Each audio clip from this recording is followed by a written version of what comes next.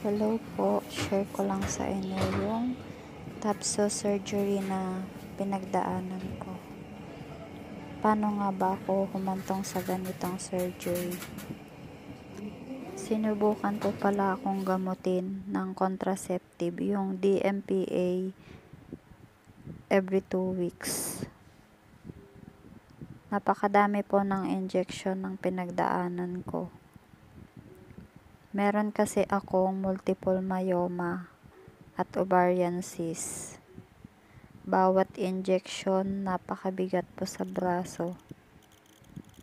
May mga araw na hirap akong bumangon dahil sa sobrang sakit ng katawan ko. Minsan naisip ko rin at natatanong ko sarili ko kung gagaling pa nga ba ako. Dumaan din ako sa cancer test at medyo hindi maganda yung resulta.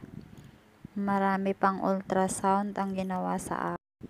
Nag-take din ako ng Visan ng 3 months pero walang pagbabago. At nung December 26, 4 p.m., na-admit na ako sa GentryMed Hospital. Hindi ko na kasi maipaliwanag yung nararamdaman ko.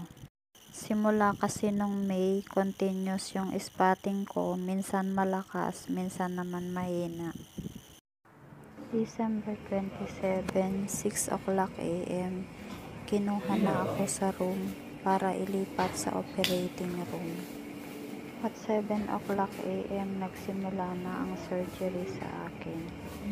Bago din ako ma-surgery, maraming pumasok sa isip ko na katanungan. Naisip ko paano kung hindi na ako magising pagkatapos ng operasyon. Paano kung hindi ko kayanin.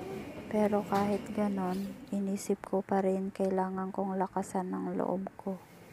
Nagdasal ako at humingi ako ng gabay. Yan, nalabas na siya sa OR.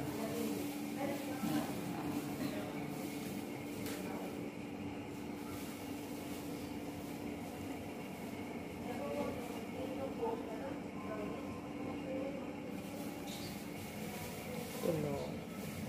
Hello.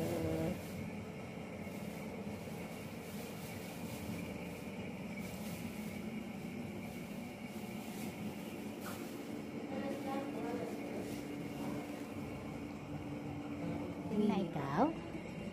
Okay. Lakasan mo loob mo. Mag-iiyak. Ha? Oh, mag-iiyak. Kaya mo yan. Okay.